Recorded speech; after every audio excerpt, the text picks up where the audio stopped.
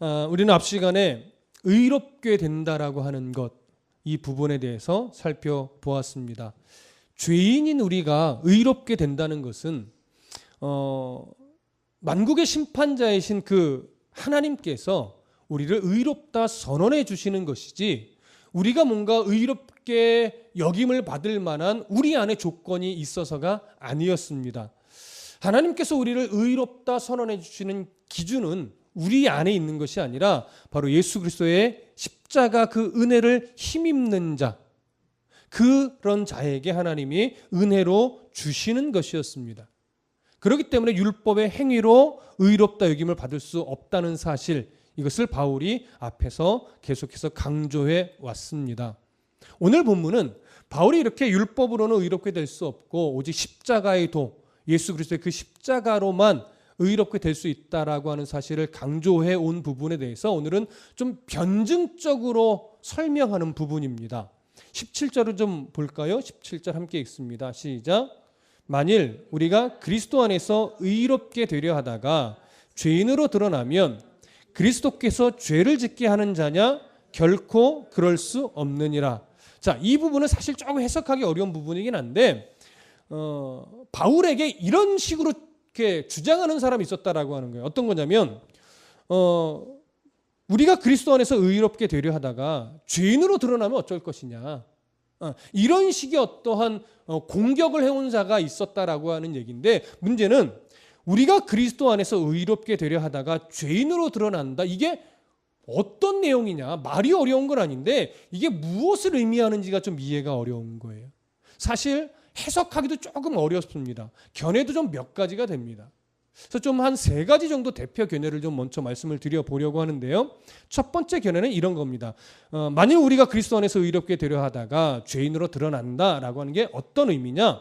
첫 번째 견해는 그리스도에게 속하였기 때문에 만약에 유대 기독교인들이 그러니까 그리스도에게 속했다라고 하는 유대 기독교인들이 그렇게 율법을 무시한다면, 분명히 율법의 시각으로 본다면 그들은 율법을 범한 죄인으로 남게 될 텐데, 그렇다면 예수 그리스도가 이 유대 기독교인들을 죄짓게 만드는 어떤 원인 제공자가 아니냐, 이런 식으로 주장을 했다라고 하는 거예요. 그러니까 예수가 죄를 짓게 만든 분이 되지 않게 하기 위해서라도 율법을 지키게 해야 되지 않겠느냐? 이런 식의 주장이, 이런 식의 공격이 바울에게 있었다라고 보는 거예요. 그래서 이 내용을 오늘 지금 읽은 17절에 우리가 그리스도 안에서 의롭게 되려다가 죄인으로 드러난다라고 하는 부분의 내용으로 보는 겁니다. 근데 또 하나의 견해는 뭐가 있냐면 이런 거예요. 바울이 그리스도를 믿음으로 의롭게 된다는 주장을 하면서 율법의 행위를 무시하니 결국 도덕적인 책임에 있어서 그런 사람들이 이 책임을 약화시키게 될 거 아니냐. 왜냐하면 율법의 행위가 아니라 그리스도의 의로 말미암아 의롭게 된다라고 하는, 이제는 율법을 지키지 않아도 된다라고 주장을 하다 보니까 그러면 세상 속에서 그 사람들이 어떤 율법을 지키지 않을 텐데 도덕적인 책임이 사라지지 않겠느냐? 그러면 이 사람들이 마음껏 죄를 짓게 될 것 아니냐? 그렇게 되면 예수님이 죄를 짓게 만드는 원인 제공자가 아니겠느냐? 이런 식으로 공격을 했다라고 하는 거예요. 그리고 또 세 번째는 뭐냐면 예수를 믿어 의롭게 되었다라고 하는 그리스도인들을 쫙 보니 여전히 그들도 죄를 짓고 있더라. 그러면서 무슨 믿음으로 의롭게 된다라고 하는 주장을 하느냐? 결국 보면 예수도 죄를 짓게 만드는 자 아니냐? 이런 식의 공격을 했다라고 하는 거예요. 자, 이 3가지의 주장들이요, 사실은 다 근거가 됩니다. 다 당시 상황과 부합합니다. 그러다 보니까 이게 어떤 견해가 더 옳으냐를 선택하기가 참 어려워요. 그런데 기본적으로 이 3가지의 주장들이요, 믿음으로 의롭게 된다라고 하는 바울의 주장을 공격하는 구절들이에요. 공격하는 내용을 다 가지고 있어요. 그렇기 때문에 이 17절의 내용 안에 이 3가지 견해가 다 들어있다라고 해도 그렇게 봐도 별로 문제가 되지 않습니다. 왜? 이 3가지가 다 바울의 어떤 믿음으로 의롭게 된다는 이신칭의 내용을 다 공격하고 있는 것이기 때문에. 자, 그래서 결국 이들의 주장은 하나로 그냥 딱 뭉쳐보면 이거예요. 바울처럼 율법을 무시하면 예수가 죄를 짓게 만드는 원인자가 될 수밖에 없다. 이게 이렇게 함축적으로 말할 수 있는 거예요. 바울이 이런 그들의 공격적인 어떤 주장들을 대하면서 바울이 어떻게 반응했을까요? 17절은 단호하게 말합니다. 그리스도께서 죄를 짓게 하는 자냐? 결코 그럴 수 없느니라.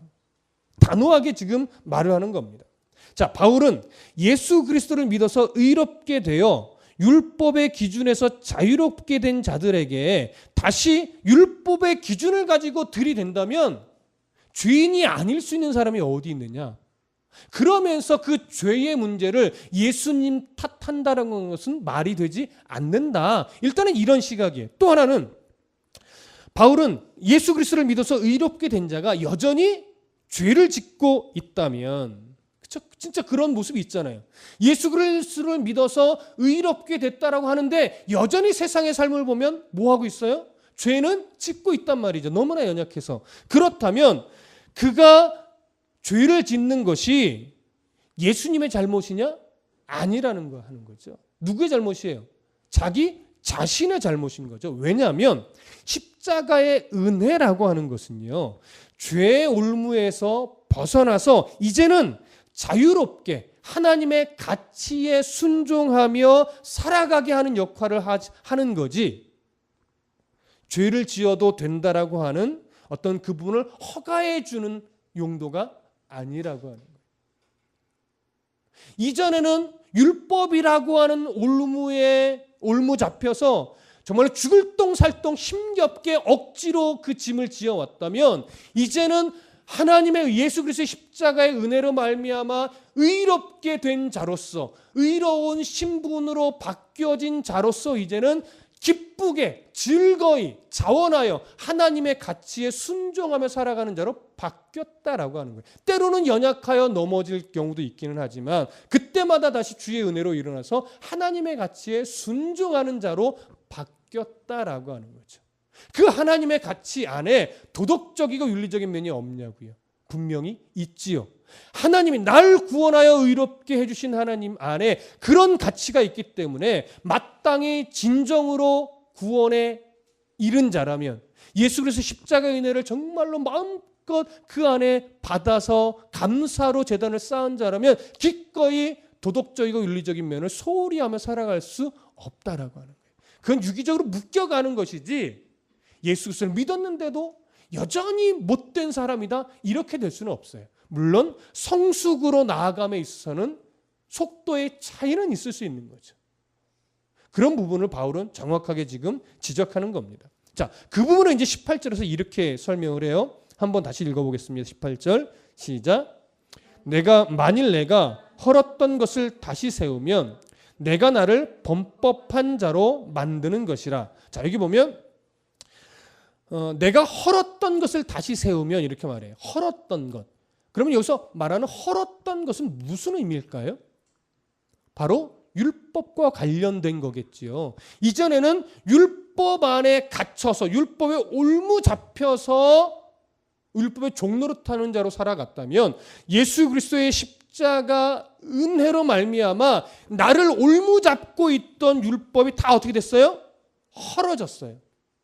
그래서 우리에게 있어서 의인으로서 새로운 삶의 기준과 새로운 삶의 가치가 세워졌어요. 그게 뭐예요? 바로 하나님의 가치죠. 그게. 다시 좀 설명하자면, 율법의 역할은, 본래는 율법은 완벽한 겁니다. 그 본질상.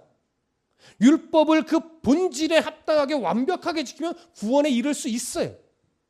그러나 율법은 완벽하게 지켜서 구원에 이르라라고 하는 의도로 주어진 것은 아니다라고 하는 거죠.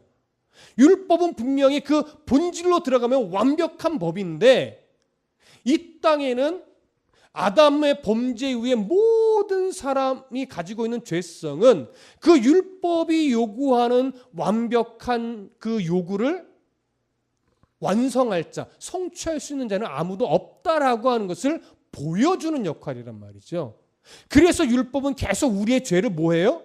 지적하는 거예요. 넌 이것도 죄야, 넌 이것도 죄야, 넌 요것도 죄야 하면서 우리를 죽이려고 하는 의도로 정죄하는 것이 아니라 너에게는 율법을 통해 의를 이룰 만한 능력이 없으니 네 안에 말고 밖에서 너를 의롭다고 만들어줄 누구를 기다려야 된다? 메시아를 기다려야 된다. 이걸 계속 보여주는 역할이란 말이죠.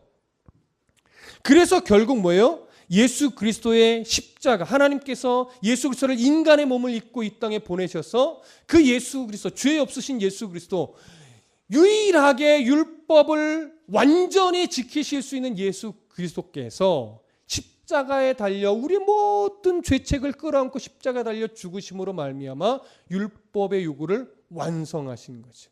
그 완성으로 말미암아 어떻게 됐어요? 우리를 올무잡던 율법이 다 허물어진 거예요. 그래서 우리는 율법의 요구에서 자유로워졌습니다.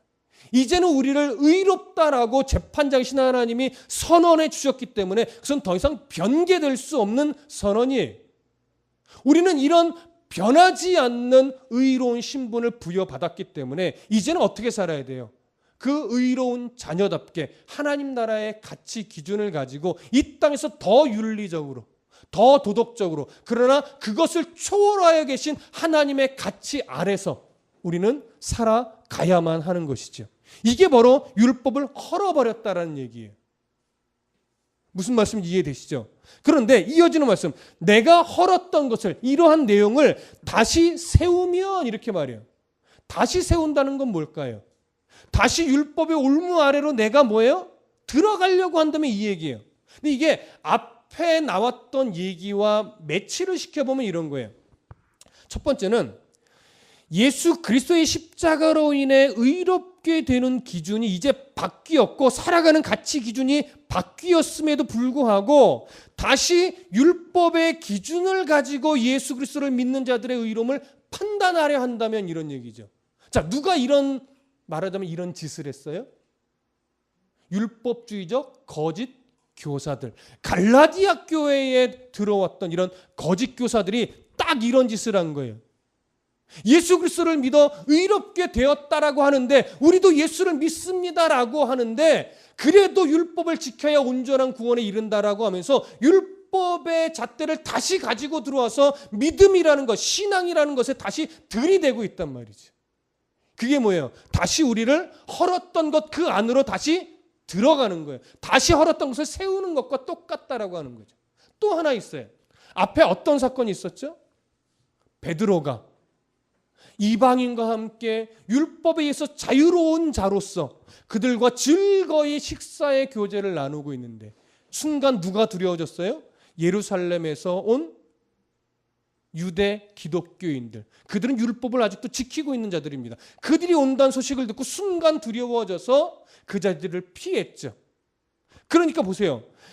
예수 그리스도의 십자가의 은혜로 말미암아 의롭게 되어서 이제 모든 율법이 허물어졌고 하나님의 가치로만 살아가는 자가 되었음에도 불구하고 율법의 기준을 가지고 오는 자들을 두려워한다면 그건 뭐라고요? 다시 율법을 세우는 것과 똑같다고요. 그러니까 이 앞에 나온 내용들이 이 안에 다 포함이 돼 있는 거예요. 그러면 자 보세요. 다시 18절 보세요. 이제 그 내용을 기억하시고 만일 내가 헐었던 것을 그렇게 다시 세우면 내가 나를 뭐로 만드는 거다? 범법한 자로 만드는 거다.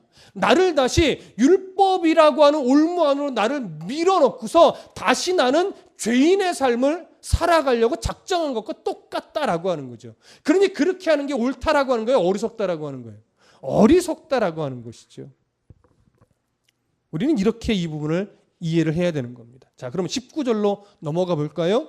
19절 함께 읽습니다. 시작. 내가 율법으로 말미암아 율법에 대하여 죽었나니 이는 하나님에 대하여 살려 함이라. 자, 내가 율법으로 말미암아 율법에 대하여 죽었다 이렇게 말합니다.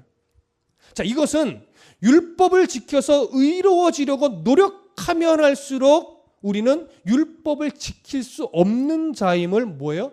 발견할 수밖에 없다라고 하는 것에서 근거하는 겁니다. 자, 무슨 말이냐면 다시 잘 들어보세요. 율법을 지키려고 하면 결국 발견하는 것은 뭐냐면 율법을 어떻게 완벽하게 지키지? 이게 정신이 바른 사람은 이렇게 느낄 수밖에 없는 거예요. 바울도 물론 다메섹 도상에서 예수 그리스도를 만난 이후에 이걸 정확하게 깨달았긴 했지만 율법은 지키려고 노력하면 할수록 율법은 지킬 수 없는 거구나. 이걸 깨닫는 게 정상인 거예요. 자, 그렇다면 그런 마음을 가지면 그것이 뭐냐면 율법에 자꾸 올무 잡혀서 율법의 정죄를 받음으로 마음에 부담이 올 수밖에 없는 거예요. 그렇죠? 그러면 그런 율법의 정죄에서 자유로워질 수 있는 방법이 뭘까요? 물론 예수 그리스도 십자가 얘기하면 그냥 무조건 답이에요. 그거 말고 오늘 19절의 내용의 근거에서 본다면 우리가 그 율법의 종노릇하는 자예요. 율법의 노예나 마찬가지예요. 근데 그런 우리가 그 율법에서 자유로워지려면 딱 하나 방법이 있어요. 율법의 노예된 우리가 뭐 해야 돼요? 죽어야 돼요. 자, 어디서 그 얘기가 나요? 출애굽기에 가보면 애굽에서 400년이 넘게 종노릇하던 노예 삶을 살던 이스라엘이 모세를 따라서 애굽을 나옵니다. 근데 홍해 바다를 건너기 전까지는 여전히 그들의 신분은 뭐예요? 노예예요. 그러니 애굽 병사들이 끊임없이 뭐예요? 추적해 오는 거예요. 그래서 하나님의 은혜로 모세를 통하여 홍해 바다를 가르시고 그곳을 모세를 선두로 하여 어떻게 모든 이스라엘 백성이 통과를 합니다. 건너갈 때 성경은 신약 성경 무엇라고 증언합니까?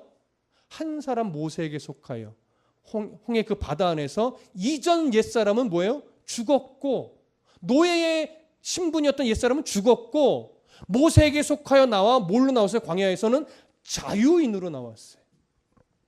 그래서 드디어 광야로 나온 이스라엘 백성들은 이제 노예가 아니에요. 그 이후부터는 성경의 어디를 봐도 애굽 사람들이 쫓아왔다라고 하는 기록은 찾아볼 수가 없지요. 무슨 말씀 이해되십니까? 노예의 신분된 내가 죽어야만 하는 거예요. 그래야 자유로워져요.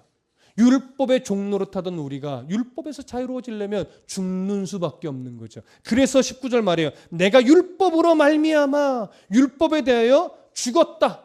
그래야 내가 하나님에 대해서 살 수 있기 때문에. 그러면 율법에 대하여 죽었다라고 하는 것은 어떻게 죽을 수 있습니까? 그 다음 구절에 설명하죠. 자, 20절 다 같이 읽습니다. 시작. 내가 그리스도와 함께 십자가에 못 박혔나니 그런즉 이제는 내가 사는 것이 아니요 오직 내 안에 그리스도께서 사시는 것이라. 이제 내가 육체 가운데 사는 것은 나를 사랑하사 나를 위하여 자기 자신을 버리신 하나님의 아들을 믿는 믿음 안에서 사는 것이라. 예수 그리스도께서 율법이 정죄하고 있는 모든 사람의 죄책을 끌어안고 십자가에서 죽으실 때 예수님만 죽으셨나요? 성경은 그렇게 증언하지 않아요. 누구도 죽었습니까? 우리의 죄의 노예였던 옛사람의 신분도 거기서 같이 죽었어요. 로마서 6장 3절부터 5절을 보시면 이렇게 되어 있어요. 무릇 그리스도 예수와 합하여 세례를 받은 우리는 그의 죽으심과 합하여 세례를 받은 줄 알지 못하느냐? 그러므로 우리가 그의 죽으심과 합하여 세례를 받음으로 그와 함께 장사되었나니 이는 아버지의 영광으로 말미암아 그리스도를 죽은 자 가운데서 살리심과 같이 우리로 또한 새 생명 가운데서 행하게 하려 함이라. 만일 우리가 그의 죽으심과 같은 모양으로 연합한 자가 되었으면 또한 그의 부활과 같은 모양으로 연합한 자도 되리라. 정확하게 표현하고 있습니다. 그래서 우리는 예수 그리스도의 십자가에서 나의 옛사람, 율법의 종노릇하던 나, 세상의 가치로 살던 나, 늘 연약하여 세상에 절망하던 자로 살던 나는 어디에서 죽은 거예요? 예수님과 함께 십자가에서 죽은 거예요. 그래서 이제는 그런 가치로 살지 않고 새 생명 가운데 사는 자가 됐어요. 그 새 생명이 뭐예요? 바로 하나님의 가치로 살아가는 자. 이 땅의 목적을 두지 않고 하나님의 나라의 목적을 두고 살아가는 자. 그것을 말하고 있는 거죠. 그래서 20절 중반절에 보면 이렇게 말해요.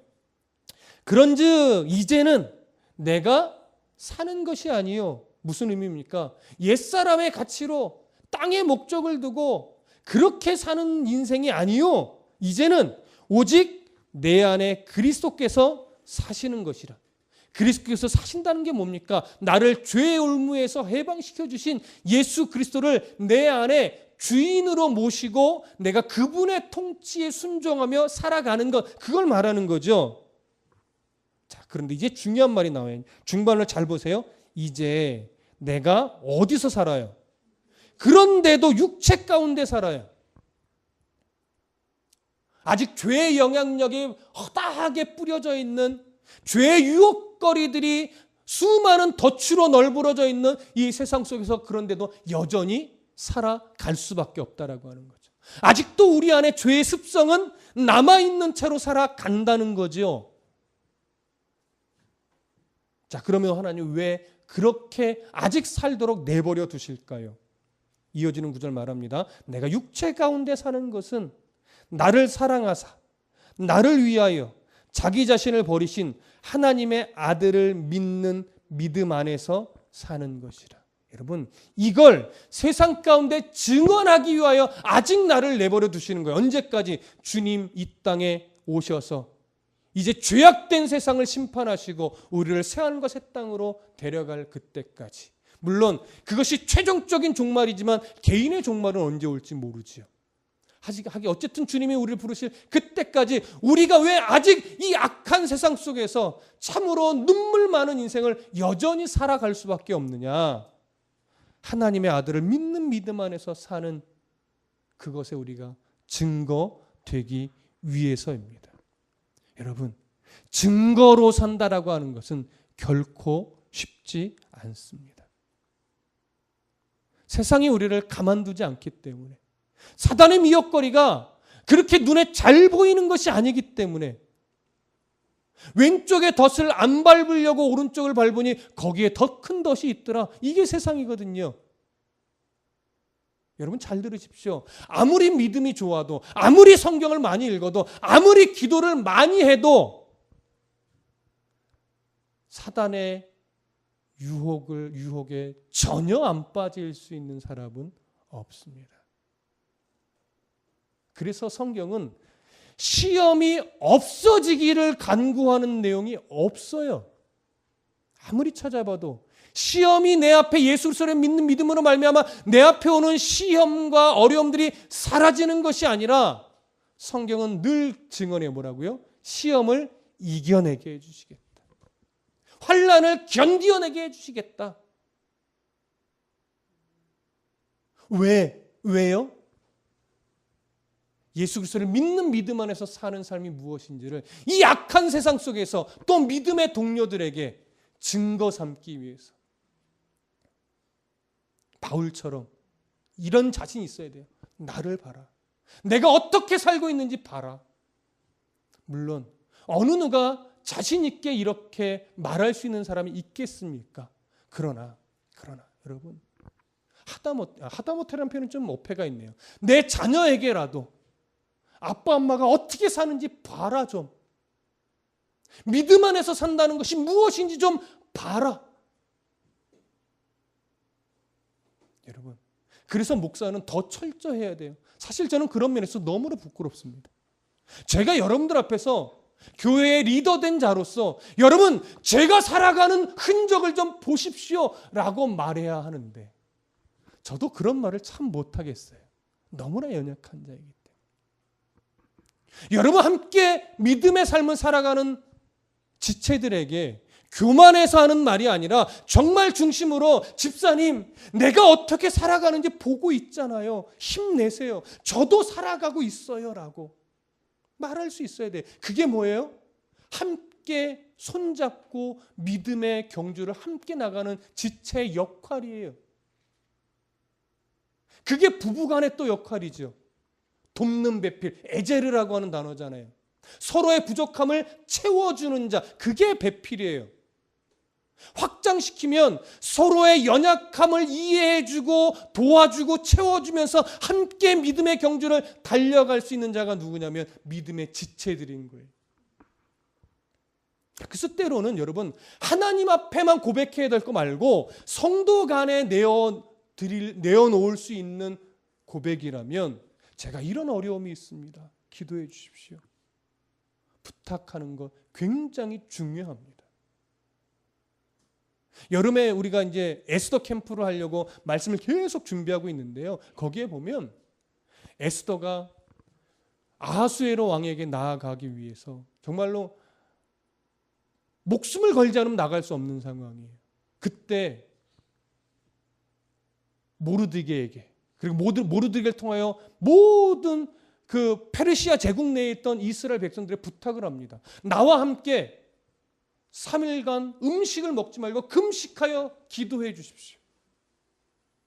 그래서 정말 에스더도 3일간 금식하며 기도하고 모든 수산의 사람들뿐만 아니라 페르시아 제국의 수많은 유대인들이 3일을 금식하며 하나님께 기도합니다. 베옷을 입고 머리에 재를 뿌려가며 통곡하며 기도합니다. 그 3일의 기간이 차고 에스더가 담대하게 3일을 안 먹었으니 뭐 얼마나 막 포동포동 이쁘겠어요. 나름 수척해진 모습이었을 텐데도 불구하고 왕 앞에 나아갈 때 왕이 그 에스더의 모습을 보고 너무나 사랑스러운 마음으로 무엇을 원하느냐, 이 나라의 반이라도 떼어주겠다. 하나님의 마음을 만져놓으신 거죠. 그런 말을 합니다. 여러분, 하나님이 우리를 아직 여전히 고난 속에, 힘듦 속에 놔두시는 이유는 바로 이런 증거의 삶을 살으라고, 하나님의 아들을 믿는 믿음 안에서 사는 것, 자기 자신을 버리신 하나님의 그 아들, 나를 위해 자기의 생명을 내어주신 하나님의 아들을 믿는 믿음 안에서 사는 것, 그것을 증거하라고 아직 놔두시는 겁니다. 근데 또 하나 신뢰해야죠. 뭐요? 그 하나님은 절대 자녀 삼으신 자기 자녀를 그냥 무관심하게 내버려 두시는 분이 아니다. 이걸 내가 신뢰하며 살아간다는 증거가 또 돼야지요. 그게 오늘 바로 내가 그리스도와 함께 십자가에 못 박혔나니 그런즉 이제는 내가 사는 것이 아니요 오직 내 안에 그리스도께서 사시는 것이라, 이 말씀의 중심입니다. 이제 내가 육체 가운데 사는 것은 나를 사랑하사 나를 위하여 자기 자신을 버리신 하나님의 아들을 믿는 믿음 안에서 사는 것이라. 오늘 이런 깊은 마음의 결단이 한 번 더 일어나셨으면 좋겠습니다. 믿음의 증거가 되보자. 그래, 예수 그리스도, 날 위해 생명을 내어주신 예수 그리스도를 믿는 믿음 안에서 사는 것이 무엇인지 내가 증거가 되보자. 그 하나님을 신뢰해보자. 그래서 나처럼 나를 보세요, 내가 어떻게 견디어냈는지를 보세요라고 말할 수 있는 신앙이 되자. 이런 결심이 있으면 얼마나 좋겠습니까? 그렇게 되기를 간절히 축복합니다. 21절 다 같이 읽겠습니다. 시작. 내가 하나님의 은혜를 패하지 아니하노니 만일 의롭게 되는 것이 율법으로 말미암으면 그리스도께서 헛되이 죽으셨느니라. 그렇기 때문에 우리는 헐었던 것을 다시 세울 수 없는 거예요. 다시 율법으로 돌아갈 수 없는 거예요. 율법의 정죄를 다시 두려워하지 않는 거예요. 좀 냉정하게 말하겠습니다. 여러분, 이 말씀을 신뢰한다면, 그래서 우리는요, 세상 속에 나를 무너뜨리는 어떤 환경이 주어졌을 때 다시 겁먹지 않아야 되는 거예요. 죄송합니다. 저도 그렇게 못합니다. 근데 성경이 그렇게 증언하네요. 다시 세울 수 없다 이거예요. 세상은 끊임없이 나를 공격합니다. 그런데 성경은 다시 세울 수 없다 이거예요. 다시 세상이 주는 두려움에 내가 어처구니 없이 놀아날 수 없다 이거예요. 율법의 정죄 안으로 내가 다시 들어갈 수 없듯이 사단이 주는 두려움에 내가 또 빠져 있을 수 없다 이거예요. 거기에 전전긍긍하게 되면 뭐와 같아요? 21절 다시 보세요. 내가 하나님의 은혜를 패하지 아니하노니 만일 의롭게 되는 것이 율법으로 말미암으면 그리스도께서 헛되이 죽으셨느니라. 자, 저를 보세요. 잘 들으세요. 내가 그렇게 세상에 매여버리면, 이 맨다는 건 여러 가지죠. 내가 노후를 어떻게 해야 되지? 이건 준비해야 함이 마땅하지만 거기에 매이면 안 돼요. 그렇죠? 걱정거리뿐만이 아니라 내 소망들, 내 미래들, 이게 다 포함이 돼요. 그렇게 세상의 목적을 두고 살아갈 때 오는 어떤 가치관, 또 어려움들, 환난들, 이 모든 것에 다 포함이 돼서 거기에 내가 매인다라고 하는 것은 무슨 의미가 되냐면 그리스도의 죽음을 헛되게 만드는 것과 똑같다라고 하는 거예요. 왜? 하나님을 신뢰하지 못하는 데서 나오는 불안이기 때문에. 예수 그리스도를 의지하지 못하는 데서 나오는 염려이기 때문에, 걱정이기 때문에, 근심이기 때문에, 또 교만이기 때문에, 욕심이기 때문에. 그래서 우리가 그렇게 매여버리면 그리스도의 죽음을 헛되이 만드는 거라는 거예요. 그러니 믿음의 삶이 쉬워요? 무지하게 어렵죠, 여러분. 예수 잘 믿는다는 건요, 정말 어려운 거예요. 그래서 좁은 문으로 가는 거예요. 왜? 하나도 화려하지 않기 때문에. 좁은 문은 초라한 문입니다. 예수를 믿는다는 건 때론 굉장히 초라한 삶을 각오해야만 해야만 갈 수 있는 길이에요. 예수 믿는 거요? 폼나지 않습니다, 여러분. 고상한 신앙 없어요. 성경은 믿음의 전투라고 말하는데, 우리를 군사라고 말하는데, 어떻게 그게 고상할 수 있고 편안할 수 있겠습니까? 우리 안에 영적인 싸움은 늘 치열해야 하는데,